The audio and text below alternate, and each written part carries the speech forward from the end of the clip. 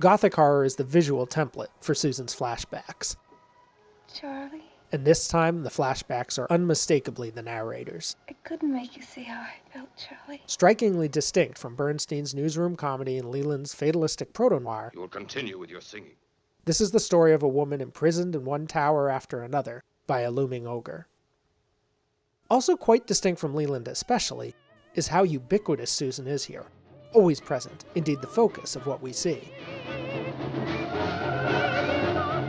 With the exception being the very moment before she finally leaves her husband. Mr. Kane. The previous flashback's ensemble gives way to a two-hander,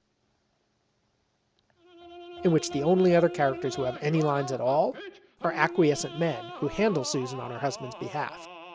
The music teacher, Some people can sing, some can't. the doctor, I'd like the nurse to be here, too. the servant. Mrs. Kane would like to see you, sir. Leland is the only other narrator who makes any impact at all on the events of Susan's flashback. Stop telling me he's your friend! Friend don't write that kind of review! And he does so without speaking a line. This is one of the only parts in the Susan sequence in which our deeper knowledge, gleaned through Bernstein's flashback as well as Leland's, I sent him a check for $25,000. pushes us closer to Kane's perspective than to his wife's. What's that? For the most part, the dialogue consists of Kane commanding her, and Susan yelling back at him. In one sense, the epic has become a chamber drama, although at the same time, no other section save the newsreel is so geographically extensive. Susan is shuffled through a series of northern and western cities before traveling down south to get stuck in Floridian quicksand. And yet even when she's on tour, opera houses and hotel rooms are walls closing in or voids swallowing up. The road is just another confining trap. You don't love me. You want me to love you. Sure. I'm Charles Foster Kane. Whatever you want, just name it and it's yours. But you gotta love me. Kane is, to Susan, the shadow, the monster, the other.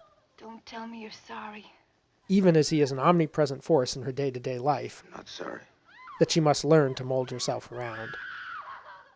This is the part of the film where, after Leland's close approach, Kane begins to withdraw from our grasp. The historical backdrop contributes to Kane's withdrawal as the film enters a broken America extending from post-war disarray into the decadent jazz age which follows. Turning away from public good to private indulgence, from bustling enterprise to enclosed empire, I thought we might have a picnic tomorrow, Susan. Huh? Kane becomes a stranger even to the person with whom he spends all his time. Declaration of Principles. What? Significantly, for a movie whose secret is built around the distant past, this is the part of the story where we begin to look backward rather than forward for meaning. An antique. Where is this leading is no longer the question, but rather, what brought him to this point. For Susan, this is exactly the problem. It's always about Kane. Have you gone completely crazy? I see. It's you that this is being done to. It's not me at all. Not what it means to me. I can't do this to you. Oh, yes, I can. Notably, Susan attempts suicide, not in a strange city, but back in New York. The very place where she left behind the simple pleasures she'd known as a shopgirl. Freedom chief among them. There is no place worse to be homesick than home. Kane breaks down this door to reach her. But more often, she is the one opening avenues of escape, beginning in Leland's flashback and concluding at the end of this one. Like Kane's mother opening a window to call to him, only to immediately bid him farewell, Susan's doors remind Kane of the barriers imposed between himself and others since childhood. For all the patriarchal overtones of this drama, Why aren't you coming with us, Mom? fundamentally, the role that Kane is trying to fill here is that of the mother, a figure whose absence haunts his own life. You see, my mother died. To be clear about what is going on, Kane is the one very much playing the mother role in his relationship to Susan. I wanted to be a singer, I guess. That is, I didn't. My mother did. What happened to singing? Well, Mother always thought... She always talked about grand opera for me, imagine. Susan. Only when she too abandons him can the younger woman finally flip this perverse dynamic. Unusually, present-day Susan is featured earlier in the film than her flashback sequence. Who told you could sit down? The only character whom the reporter unsuccessfully approaches I thought maybe we could have a talk together. Well, think again. before he eventually returns. Don't you people leave me alone? She's still living. Susan Alexander Kane. Running a nightclub in Atlantic City. There is a motivational logic here. Obviously, the ex-wife would be of the most journalistic interest, even if this doesn't make sense for a mostly chronological biography. However, in her close analysis of Citizen Kane, Laura Mulvey observes that there may also be a psychological aspect at play. She won't talk. What Mulvey calls a structural and not a narrative purpose. I'm calling from Atlantic City. Then tomorrow, I'm going over to Philadelphia to the Thatcher Library to see that private diary of his. By placing Susan in such close proximity to Thatcher at this point in the story, the film gestures toward the masculine, feminine, paternal, maternal, extroverted, introverted archetypes at its very heart.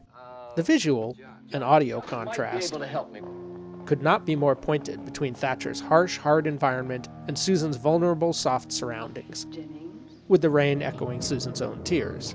And yet in both scenarios, we are encountering inaccessible characters, and even more crucially, two opposite paths. You're not Rosebud, are you? What? Rosebud? Never heard of Rosebud. That lead to Kane's mother. Thatcher through the sled, Susan through the snow globe. The present-day scenes in her shabby restaurant are her strongest in the whole film. In her own middle age now, Susan gains as well as loses something. A poignant understanding of the world beyond the gilded birdcage, an appreciation of what breaks people and makes them attempt to break others. In short, the very humanity that she struggled to see in Kane and had stifled in her own youth. None of this does much to diminish her own suffering, but perhaps it makes life feel like it's worth living for the moments when the sun, however briefly, breaks through. Oh, what do you know? It's morning already. Susan escaped Kane, even if she could not escape herself. Come around and tell me the story of your life sometime. And maybe that's enough of an ending, at least for her story. Meanwhile, in this larger story, Are you going down to Xanadu? Yeah, Monday with some of the boys from the office. the last one to see Kane will be the one who is furthest away of all of them. Yeah, I know. Well, if you're smart, you'll get in touch with Raymond. He's the butler. You'll learn a lot from him. He knows where all the bodies are buried. You know, all the same, I feel kind of sorry for Mr. Kane. Don't you think I do?